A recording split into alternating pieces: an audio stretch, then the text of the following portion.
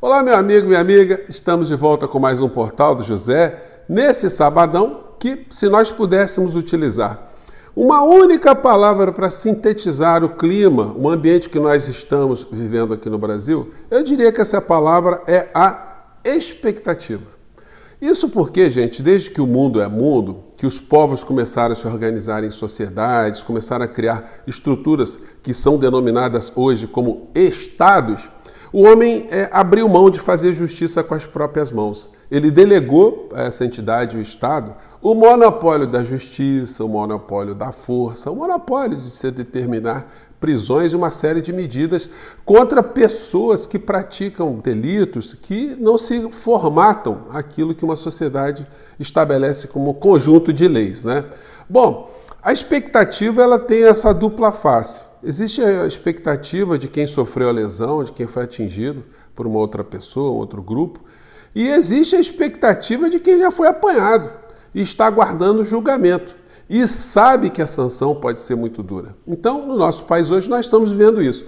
Só que existem grupos que estão fingindo que não estão nutrindo nenhum tipo de expectativa. Me refiro especificamente ao Orcrim, que esteve à frente do nosso país reunindo o que de pior existe e existia aqui na sociedade brasileira em vários segmentos, né? Só que muitos estão sendo revelados, estão sendo expostos e eles estão vendo agora que a situação está muito complicada para essas criaturas. Eu tenho desmontado aqui com vocês no nosso Portal do José uma série de argumentos jurídicos que estão sendo lançados pelo bolsonarismo para dizer que o ladrão de joias não é um ladrão de joias, que ele é um distraído, que ele estava de boa fé, enfim. Mas essas pessoas que estão fazendo esse tipo de defesa, elas não estão lendo os autos do inquérito, né? Aquilo que as peças que estão no inquérito, porque elas pulam, elas vão falando por si só. Não tem como uma pessoa inventar uma justificativa que nem as criaturas que estão envolvidas nos crimes estão inventando. Então, a situação vai ser muito complicada para eles, não é por outra razão que se diz nos bastidores, né, que eles estão pensando lá na frente. Eles estão pensando já em buscar uma anistia em função de saberem que irão ser condenados em função dos crimes que cometeram, né?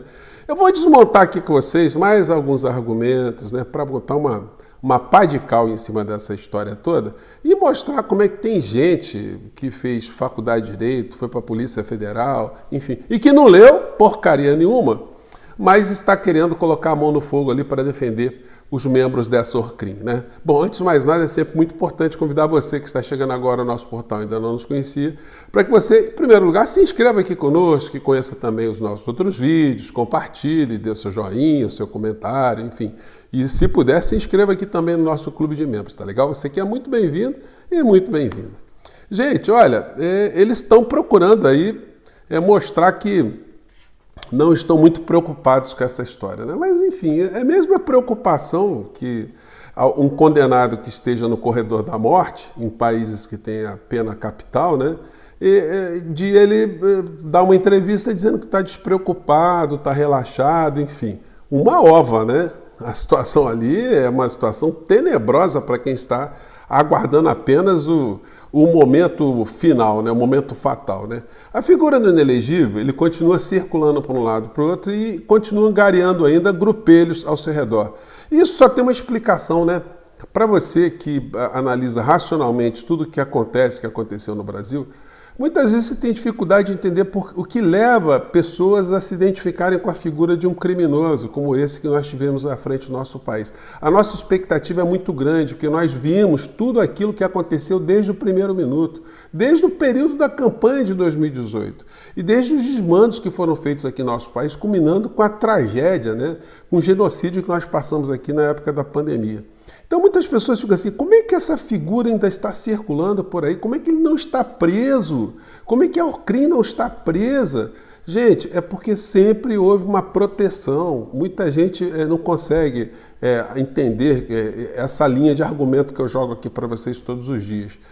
A figura do inelegível, ele simplesmente funcionou como um fantoche, um boneco do posto para distrair a sociedade brasileira, para que na área econômica o Brasil passasse por tudo aquilo que passou. Nós ainda temos aí alguns entulhos em função disso, como a autonomia do Banco Central, que foi aprovada por essa elite econômica que tem seus porta-vozes na mídia.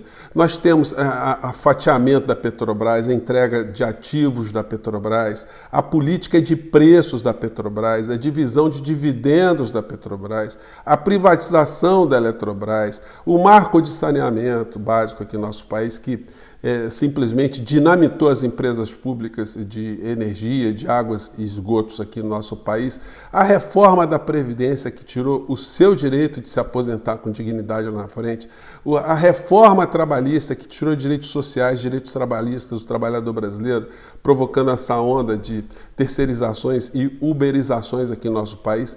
Então o desastre foi muito grande. Os bancos ganharam cada vez mais, o Brasil perdeu cada vez mais também. Nenhum único indivíduo foi beneficiado durante o governo Bolsonaro. E as coisas foram ludibriadas, né? Foram em função de névoas que foram criadas, arrastando discursos, debates de temas importantes aqui em nosso país, sempre esse campo do moral, do imaginário, do perigo, do pânico vermelho, o pânico gay, o pânico comunista, o pânico, enfim, uma série de pânicos, né? O pânico religioso, por aí vai, né? Enfim, então isso explica porque a figura do inelegível ele anda ainda circulando por alguns rincões aqui no nosso país, que existe uma grande parcela da população que não foi informada do quão ruim era essa criatura para uma sociedade civilizada como a nossa, né? Então nós tivemos essa figura funcionando dessa forma e por trás a área econômica com a grande mídia e o poder econômico central que nosso país ajudando que esse personagem permanecesse impune até os dias de hoje. Por isso a nossa expectativa ela chega a ser, para algumas pessoas, até angustiante, né? Mas ela só pode ser superada com a nossa luta. É por isso que eu estou aqui com vocês todos os dias. Bom, e como não bastasse o conjunto de insanidades, o Dudu Bananinha publicou hoje um trailer do documentário sobre Jair Bolsonaro. Vai assistir o filme? Estreia em breve. Então ele está colocando aqui. Agora, gente, é o seguinte, né? Não vou nem colocar o trailer aqui para vocês, porque é aquela coisa, né? Não é um documentário, é uma peça publicitária enaltecendo um criminoso. Você fazer um documentário sobre o Fernandinho Beiramar com a turma do Fernandinho Beiramar, você vai achar que é uma injustiça ele estar preso ali. O Marcola, qualquer criminoso, um documentário sobre o Al Capone, feito pela turma do Al Capone, assim, de qualquer criminoso no mundo, né, do Pablo Escobar, a gente podia enumerar aqui milhares, né? Você sempre vai achar que são figuras bacanas e injustiçadas no final. Sempre terá muita emoção, porque os criminosos também têm irmãos, tem pais, tem mães, tem filhos e tem relações ali, né? Que fora o mundo do crime, são relações de seres humanos, né? Que têm uma proximidade em função de vários afetos, né? Enfim, então está tentando fazer esse documentário, ela já foi feito, mas eles podiam aguardar um pouco mais, porque o documentário só se complementará quando o personagem central estiver na Papuda ou em Bangu 8, né? Bom, alguns vídeos de gente da extrema-direita continuam a reproduzir as insanidades. Um deles está reproduzindo as mentiras, as distorções que o senhor Ramagem, ex-delegado da Polícia Federal, né, anda dizendo. Vamos pegar um trecho aqui. Os artigos de escritório, canetas que às vezes é mais caro que relógio, e ainda joias, semijoias e bijuterias são personalíssimos. Inclusive tem acordo do TCU que comungava desse entendimento.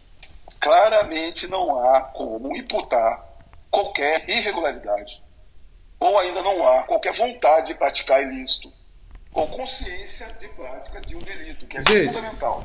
Você não tem vontade, nem consciência. É inacreditável que o senhor Ramagem tenha sido delegado, ou seja, né, delegado da Polícia Federal licenciado. É inacreditável, né? Ele parte do princípio, como outros bolsonaristas também estão partindo, que essas joias seriam joias personalíssimas. Só que nem na portaria que ele cita há esse tipo de permissividade, porque eles vão selecionando trechos, né, que são convenientes ao ladrão de joias e a sua Orcrim. Ele não leu, por exemplo, para os bolsonaristas, esse trecho aqui que eu sublinhei em azul, da própria portaria lá do Cupincha, do Michel Temer, né? Essa portaria diz o seguinte: da entrada de bens históricos e artísticos aos acervo patrimonial da PR, da Presidência da República, né?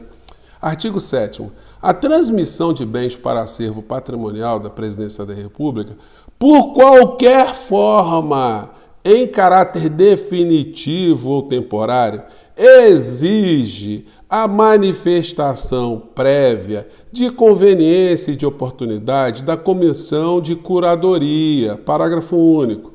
Os bens recebidos que farão parte do acervo patrimonial da PR serão classificados previamente como obra de arte, peças para o museu ou outra conta que apresente melhor adequação. Então, senhor Ramagem, qual foi a parte da lei que o senhor não conhece? Da portaria, né? Que eu já disse para vocês no nosso encontro anterior que ela não vale nada, porque uma portaria ela não pode dizer que algo que está no Código Penal não é crime, que algo deixa de ser ilícito. É como se uma portaria da prefeitura legitimasse o assalto. Olha, no município X é permitido o assalto, é permitido usar qualquer tipo de droga, é permitido qualquer tipo de jogo, é permitido um cassino. Não vale absolutamente nada. É aquilo que a gente aprende na faculdade, uma coisa chamada hierarquia das normas. Uma portaria não pode revogar algo que está previsto no Código Penal como crime. Crime de peculato, crime de corrupção ativa, crime de corrupção passiva, formação de quadrilha, lavagem de dinheiro e por aí vai, né? Enfim, mas essa gente continua fazendo isso, eles falam assim, não, é perseguição, é perseguição, é perseguição. Então, o sábado para essas criaturas não está nada agradável, né? O senhor Ramagem, o senhor devia reler isso aqui, ó, já que o senhor está falando aqui em portaria. Essa gente não foi para portaria nenhuma, essa gente quis roubar, furtar, subtrair joias, eles fizeram isso. Matéria diz aqui, governo Bolsonaro tentou trazer ilegalmente, senhor Ramagem, colar e brincos de diamante de 16 milhões e meio de reais para Michele. Isso aí já viu que não é essa quantia, né? Mas isso não exclui o crime. Então, é por isso que a gente tem cobrado, tem feito esses encontros com vocês, para dar mais material às pessoas que estão aqui na internet, que têm seus programas também, para cobrarmos do senhor Paulo Gonet que ele exerça o papel que nós vimos, que nós podemos ler, que está ali colocado nesse inquérito policial aí, que revela as entranhas dessa organização criminosa, sem prejuízo de outras ações que o senhor Paulo Gonet tem que tomar em relação aos crimes que foram praticados durante a pandemia aqui no nosso país. Bom, é por isso que eu estou aqui, é por isso que a gente tem um país que a gente chama de país democrático, que tem as instituições, mas a gente tem que cobrar que essas instituições funcionem corretamente, funcionem como foi o espírito do constitucionalista brasileiro que criou a nossa Carta Constitucional, né? Gente, eu fico por aqui mais uma vez, um grande abraço e acalme seu coração, a sua expectativa é muito melhor do que a expectativa de quem está do outro lado aguardando a papuda ou bangu, tá bom? Eu fico por aqui, gente, um grande abraço, tchau!